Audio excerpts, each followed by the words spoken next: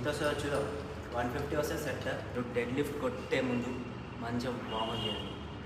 Warm up చేస్తేనే అవుతుంది, లేదంటే కాళ్ళు అవి పట్టుకుంటాయి. బ్యాక్ బోన్ పెయిన్ వచ్చిందంటే ఇంకా కష్టమే, లేవరు చేయరు, ఇంజురీ చాలా అవుతుంది. అందుకే ఫస్ట్ గట్టిగా వార్మప్ చేసుకోండి, మంచిగా బాడీ మొత్తం ఫ్రీ చేసుకోండి. దాని తర్వాత డెడ్ లిఫ్ట్ కొట్టండి.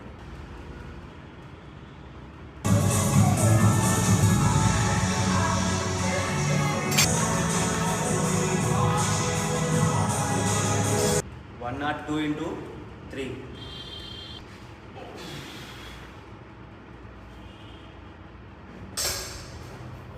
22.